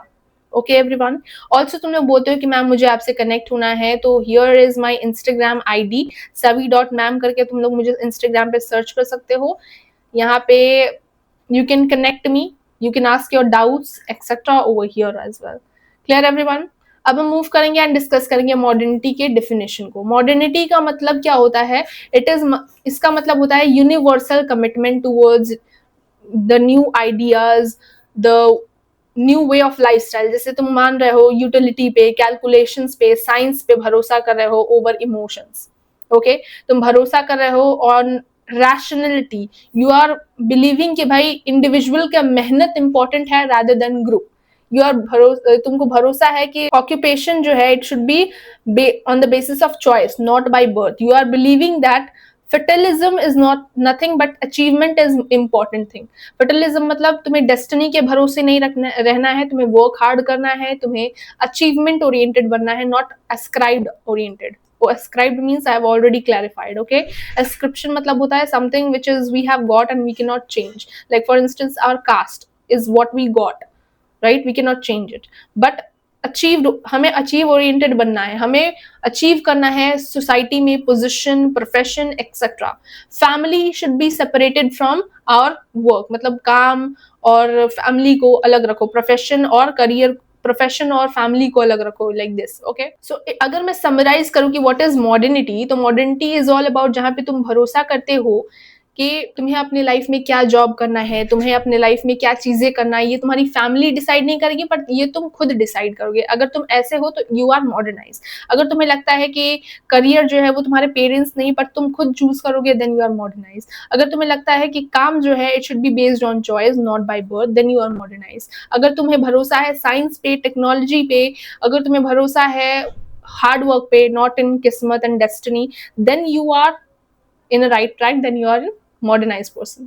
Clear everyone? तो modernization is a process जहाँ पे हम क्या करते हैं, जहाँ पे हम भरोसा करते हैं साइंस पे, कैलकुलेशन पे over emotions. We are focusing on innovations, we are focusing on technology, we are focusing on ideas like democracy, and we are focusing on secularism, we are focusing on the hard work is most important, इस type के ideas, universal concepts को हम अगर accept करते हैं, हमारा thinking pattern थोड़ा बढ़ता है, then we are modernize. So this is the whole description of modernization. I hope सबको क्लियर है. अगर मैं बताऊं इंडिया के बारे में, अगर हम बात करें कि इंडिया मॉडर्नाइज था कि नहीं, तो इंडिया में हम कास्ट के बेसिस पे बताते थे कि कौन सा जॉब तुम्हें करना है. मैरिज जो है वो भी मॉडर्नाइज नहीं था. हम लोग देखते थे कि मॉडर्न शादी भी इंटर कास्ट होगी, इस टाइप का रूल्स था. Also we have seen that food sharing से रिलेटेड रूल्स एंड रेगुलेशंस थे, जॉब से भी रिलेटेड रिस्ट्रिक्शंस लगे हुए थे. सो ये सारी चीजें थी जो पहले के टाइम पे इंडिया में देखने को मिलता था. लेकिन इंडिया मॉडर्नाइज हो चुका है. अब हम देख रहे हैं कि मैं एज एन इंडिविजुअल चूज कर सकती हूँ कि मुझे क्या जॉब करना है. मैं एज एन इंडिविजुअल भरोसा करती हूँ कि hard work is most important and smart work is also important. मैं किस्मत के भरोसे बस बैठी नहीं रहती हूँ, but I am doing something. तो this kind of things if I am believing in, if I am having, then I am a modernize person. अब बात करते हैं सेकुलराइजेशन क्या होता है मैम. सेकुलराइजेशन एक ऐसा प्रोसेस होता है जहां पे हम देखते हैं कि रिलीजन का डिक्लाइन हो रहा होता है in our day to day life. मतलब हम देखते हैं कुछ ऐसे स्कॉलर्स होते हैं जो बोलते हैं कि भाई we do not believe in God, but we believe in the presence of science, we believe in the presence of calculations over emotions. बहुत ज्यादा मतलब मॉडर्नाइज हो जाना, that is known as your secularization. बहुत ज्यादा मॉडर्नाइज हो जाना मतलब तुम भगवान पे भरोसा नहीं करो, तुम भरोसा नहीं करो कि रिलीजन क्या होता है. So then you are known as secularize person. और secularization is that process only where हम देखते हैं कि रिलीजन का इन्फ्लुएंस कम हो जाता है. ओके जब कंट्री बहुत ज्यादा डेवलप्ड हो जाती है, then that country is something जहाँ पे वो रिलीजन पे भरोसा नहीं करते हैं, राइट. वो चर्च वगैरह नहीं जाते हैं. So that is only what known as your secularisation.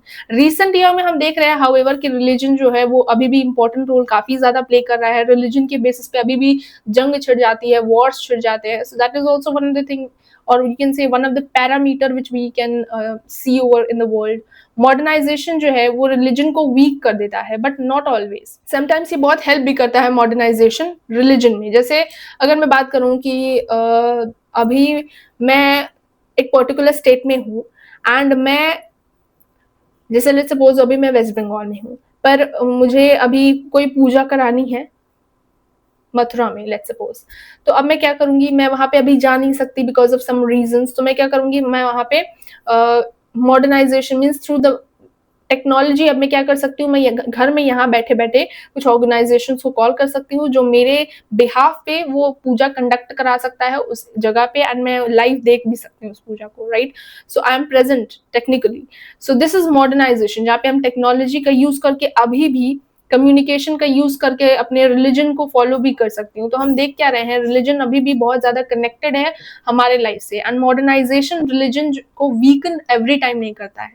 Okay everyone, एक और एग्जाम्पल अगर हम इसका लें तो हम देखते हैं कि अभी हम मॉडर्नाइज हो चुके हैं. हम भरोसा करते हैं कि भाई साइंस होता है, हम देख रहे हैं कि साइंस टेक्नोलॉजी का कितना इंपॉर्टेंस है, but at the same time मैं लाइक प्रेयर कर रही हूँ दैट प्लीज भगवान जी मुझे पास करा दो एग्जाम में, इस टाइप के. या फिर मैं बोल रही हूँ कि भगवान जी मेरी लाइफ अच्छी हो, मैं अपने करियर में मतलब मैं जो करियर चाहती हूँ वो मुझे मिल जाए. तो इस टाइप की मैं प्रेयर करती हूँ. So that means that I am modernize but still religion is there in my life, right. So that is modernization. Clear everyone? Okay. यहाँ पे बताया हुआ है कि रिचुअल्स जो है वो एवरी टाइम कनेक्टेड नहीं होते हैं रिलीजन से. मतलब जो भी हम रिचुअल्स कर रहे होते हैं, पूजा पाठ, सेरेमनीज, मैरिज एक्सेट्रा, ये सारी चीजें सिर्फ हम रिलीजन की वजह से नहीं कर रहे होते हैं, दिखावे के लिए भी करते हैं. जैसे बहुत से लोग हैं जो पूजा पाठ कराते हैं अपने घर में, तो पूजा पाठ तो कराते हैं तो रिलीजियस मैनर में ही कराते हैं, बट उससे एक एक्स्ट्रा चीज वो करते हैं क्या, अपने स्टेटस को दिखाते हैं, मनी को दिखाते हैं, सोशल इमेज को इम्प्रूव करते हैं. So rituals is every time not about कि you are doing it for religious purposes. We are also doing, मतलब शादी में देखते हैं ना कि वीआईपी वगैरह को भी बुला लेते हैं. क्यों बुलाते हैं? ताकि हमारे रिश्तेदारों को पता चले कि हम कितने वीआईपी हैं, right. So this is what it is showing. इस पैरा में, इस पैसेज में यही बताया हुआ है कि कैसे रिचुअल्स जो है सिर्फ रिलीजन से कनेक्टेड नहीं है, it is somehow or the other showing secularization. Secular dimensions, secular dimensions means that other you can say non-religious aspects. Clear everyone? Okay. So अब हम यहाँ पे पढ़ने वाले हैं सबसे पहले कि मॉडर्नाइजेशन मॉडर्नाइजेशन एंड सेक्युलराइजेशन, ये दोनों प्रोसेस जो है वो कैसे लिंक्ड हैं, सबसे पहले हम ये डिस्कस करेंगे, उसके बाद हम चैप्टर के 2 इंपॉर्टेंट टॉपिक्स को पढ़ेंगे which will be the last discussion of today's, right. So कैसे ये लिंक्ड है, सबसे पहले हम वो समझते हैं। मॉडर्नाइजेशन मतलब मेरे आइडियाज वैल्यूज थोड़े से चेंज हुए हैं, मॉडर्न हुए हैं, राइट। एंड सेकुलराइजेशन मतलब कि मैं देख रही हूँ कि इन्फ्लुएंस कम हो रहा है रिलीजन का। सो ये दोनों लिंक कैसे हो रहे हैं, let's try to understand that first. So यहाँ पे आके देख लो ये पॉइंट, हम देख रहे हैं आजकल के सोसाइटी में मॉडर्नाइजेशन इज ऑल अबाउट, जहाँ पे हम सेकुलर बनते जा रहे हैं। सेकुलर मतलब कि हम क्या कर रहे हैं, हम फोकस कर रहे हैं more on reason, freedom, individual freedom, reason, working hard and rationality we are focusing on in modernization. So we are becoming secular at the same time, जहाँ पे religion का importance automatically घटता हुआ दिख रहा है, right? So this is how we can say that two approaches are connected to each other. मतलब मैं modernize हो रही हूँ तो मैं secular भी हो रही हूँ, right? मैं modernize हो रही हूँ, it means that I am believing in rationality, I am believing कि भाई calculation is important, freedom is important, democracy is important, and इस पे भरोसा करना मतलब कहीं ना कहीं रिलीजन से थोड़ा सा अलग होना। तो आई होप क्लियर हो गया कि मॉडर्नाइजेशन कैसे सेकुलराइजेशन से कनेक्टेड है। If you are modern then somehow or the other you are becoming secular also to some extent, but it is not always true though. जैसे मैं मॉडर्नाइज हूँ but it doesn't mean that I am secularized, I am away from my religion, so that is also very contradictory thing is there, isn't it? So still I hope सब कुछ समझ में आ गया। इतना हम लोगों ने अब तक समझा कि मॉडर्नाइजेशन क्या होता है, सेकुलराइजेशन क्या होता है, मॉडर्नाइजेशन कैसे सेकुलराइजेशन से लिंक्ड है। ऑल्सो हम लोगों ने समझा कि रिचुअल्स हमेशा रिलीजन से रिलेटेड नहीं होते हैं, एंड हम लोगों ने समझा कि कैसे मॉडर्नाइजेशन रिलीजन को हमेशा वीकन ही नहीं करता पर स्ट्रेंथन भी करता है, इजंट इट? सो एक चीज के काफी डिमेंशंस हैं, या यू कहो एक ही चीज के काफी सारे पहलू हैं, एक ही चीज को देखने के काफी सारे पर्सपेक्टिव हैं, काफी सारे डिमेंशंस है यू कैन से, और डायरेक्शंस हैं। So that is the thing which we are trying to see over here. अब हम बात करेंगे कि सेकुलराइजेशन ऑफ कास्ट का मतलब क्या होता है एंड कास्टिज्म इन पॉलिटिक्स क्या है। ये दो इंपॉर्टेंट टर्म्स है जहां से क्वेश्चन आ सकते हैं फॉर 2 मार्कर और 4 मार्कर, तो समझते हुए चलो। सेकुलराइजेशन मतलब कि हम रिलीजन से अलग हो रहे हैं। जब हम बात करते हैं सेकुलराइजेशन ऑफ कास्ट की, तो इसका मतलब होता है हम कास्ट का जो अहमियत है वो अपने डे टू डे लाइफ में कम होता हुआ दिख रहा है। जैसे पहले के टाइम पे क्या था, कास्ट बहुत इंपॉर्टेंट था, कास्ट डिसाइड करेगा कि तुम आगे कौन सा ऑक्यूपेशन करोगे। कास्ट जो है वो फूड शेयरिंग से रिलेटेड रूल्स एंड रेगुलेशंस बताता था, कास्ट बताता था कि तुम किससे दोस्ती करोगे, किससे दुश्मनी करोगे। तुम्हें कास्ट ही बताता था अनटचेबिलिटी, प्योरिटी, पोल्यूशन के आइडियाज के बारे में, मैरिज के बारे में रूल्स भी तुम्हारा कास्ट ही डिसाइड करता था। सो मतलब सब कुछ कास्ट के हिसाब से चल रहा था, है ना। लेकिन अभी के टाइम पे उतना कास्ट जो है वो हम देखते नहीं है। हम स्कूल में जाते हैं तो हम ये नहीं देखते कि उसका क्या कास्ट होगा, उससे दोस्ती करना है मुझे लेकिन उसका क्या कास्ट होगा पहले वो पता करते हैं। तो ऐसा हम लोग नहीं देखते, इजंट इट? क्यों नहीं देखते? बिकॉज हम देख रहे हैं सेकुलराइजेशन हो गया कास्ट का, मतलब कास्ट का जो इंपॉर्टेंस है वो डे टू डे लाइफ में घट गया है। That is what known as your secularization in caste. Whereas अगर हम बात करें कास्टिज्म इन पॉलिटिक्स की, राइट, कास्टिज्म इन पॉलिटिक्स की जब हम बात करते हैं तो इसका मतलब ये होता है कि डेफिनेटली कास्ट का जो सिग्निफिकेंस है वो हमारे डे टू डे लाइफ में कम हुआ है, बट कुछ जगह है जहाँ पे वो बढ़ गया है। जैसे पॉलिटिक्स में कास्ट का इस्तेमाल बहुत ज्यादा हो रहा है वोट्स के लिए, राइट। हम लोग देख रहे हैं कि बहुत से पॉलिटिकल पार्टीज जो हैं वो कास्ट के नाम पे बहुत अच्छा खासा वोट ले रही हैं एंड जीत भी रही हैं इलेक्शंस में। सो ऑर्गेनाइज करिए, बोल रही है कि भाई एक स्टेट है तो इस स्टेट में कोई एक पर्टिकुलर कास्ट का जो बोलबाल है, जो डोमिनेंस है वो ज्यादा है, तो उस डोमिनेंस पे पॉलिटिकल पार्टीज काम करती हैं, वहां से मोस्ट ऑफ द वोट्स ले लेती हैं। तो ये हो रहा है, हम देख रहे हैं कास्ट में इंपॉर्टेंट रोल अभी भी प्ले कर रहा है, पॉलिटिक्स में इंपॉर्टेंट अभी भी रोल प्ले कर रहा है कास्ट। ऑल्सो हम जब शादी की बात करते हैं तो आज भी हम पहले देखने लग जाते हैं कि कौन से कास्ट का है तुम्हारा पार्टनर। सो ये एक चीज है। तो कुछ एरियाज में हम देख रहे हैं कास्ट का जो इंपॉर्टेंस है वो डिक्लाइन हो रहा है, तो कुछ एरियाज अभी भी हैं जहाँ पे कास्ट का रोल इंपॉर्टेंट है एंड उधर ही है। Okay, so this is all about secularization of caste and casteism in politics both. तो एक कंक्लूजन तुम्हारी बुक में लिखा हुआ है, लेट्स ट्राई टू अंडरस्टैंड क्या बता रहा है यहाँ पे। यहाँ पे ये बताया हुआ है कि वेस्टर्न, यहाँ पे हम ये देख रहे हैं कि स्ट्रक्चरल चेंज, कल्चरल चेंज जो ब्रिटिशर्स के द्वारा लाया गया, ये जो है अनइंटेंडेड था एंड पैराडॉक्सिकल था। पैराडॉक्सिकल हम समझ चुके हैं, अनइंटेंडेड मतलब ब्रिटिशर्स क्यों चाहेंगे कि तुम डेमोक्रेसी के बारे में जानो, तुम फ्रीडम के बारे में जानो, तुम मॉडर्निटी के बारे में जानो, वेस्टर्नाइजेशन के बारे में जानो और तुम्हारा डेवलपमेंट हो।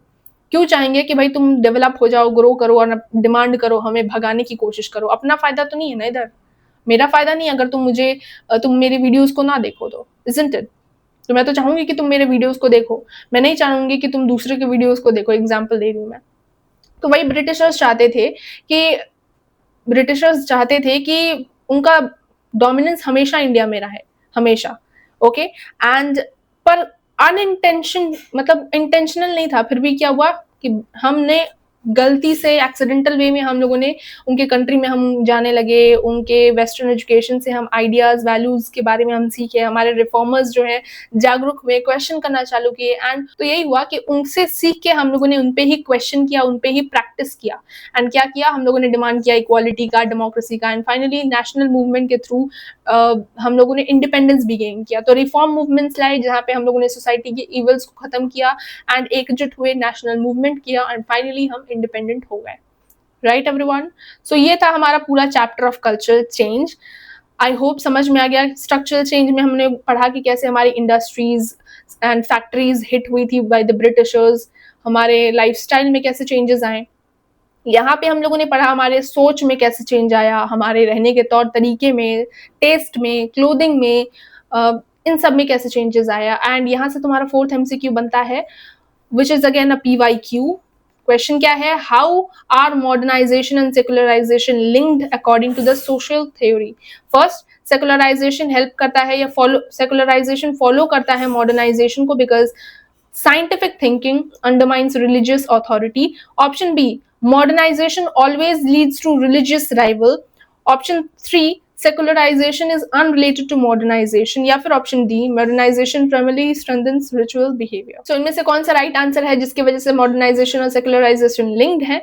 You have to tell in the comment section. And one more question जहाँ पे तुम्हें थोड़ा सा डाउट रह जाएगा अगर तुम NCERT करने बैठोगे तो, ये कि भाई शॉर्ट नोट लिखो on rights and सेकुलराइजेशन और caste and secularization. So caste and secularization मतलब कि कास्ट का डोमिनेंस हमारी डे टू डे लाइफ में कम कैसे हो रहा है। राइट्स एंड सेकुलराइजेशन मतलब कि हम रिचुअल्स जो देख रहे हैं वो रिचुअल्स की इंपॉर्टेंस कैसे घटती हुई दिख रही है। होमवर्क में मैं क्या बोलूंगी, इन सबसे पहले इन तीनों का आंसर मुझे कमेंट सेक्शन लिखो, बहुत छोटा सा ही लिखना कि राइट्स एंड सेकुलराइजेशन छोटे पॉइंट में लिख देना कैसे एक दूसरे से डिफरेंट है। Caste and secularization was most important, देखते हुए चलना। एंड इसका आंसर सब कोई मुझे लिखेगा कि भाई कास्ट एंड सेकुलराइजेशन कैसे एक दूसरे से लिंक्ड है etcetera. Right, so this is the कितना नंबर होमवर्क तुम्हारा, 5वां नंबर होमवर्क है। कास्ट एंड सेकुलराइजेशन के बारे में मुझे लिख के बताओ कि हाउ दे आर लिंक्ड और how we can see that secularization हो रहा है कास्ट का एक्सेट्रा। एक छोटा सा नोट लिख के मुझे बताओगे। सो अगेन मैंने बता दिया कि तुम लोग इंस्टा पे मुझे कैसे कनेक्ट कर सकते हो मुझसे, ठीक है। savi.ma'am पे मेरा अकाउंट है, you can connect me over here. Also जो भी होमवर्क्स हैं पांचों का पांचों होमवर्क तुम्हें कमेंट सेक्शन में लिखना है। आई विल सी कि कितने लोग लिख रहे हैं। ओके ये जो आंसर्स है इससे लिखने से तुम्हारा जो कॉन्सेप्ट है of this chapter will be crystal clear और जो भी डाउट्स हैं वो भी थोड़े से निकल के आएंगे। ओके सो आई होप पूरा चैप्टर समझ में आ गया है, कुछ था ही नहीं चैप्टर में, बहुत आराम से सब कुछ समझ में आ गया है ना। तो समझ में आ गया तो कमेंट सेक्शन में लिखो कि मैम चैप्टर क्रिस्टल क्लियर हो गया, right. And till then take care, मिलते हैं नेक्स्ट वीडियोज में नेक्स्ट चैप्टर के साथ। तब तक अपना ध्यान रखो, बाय।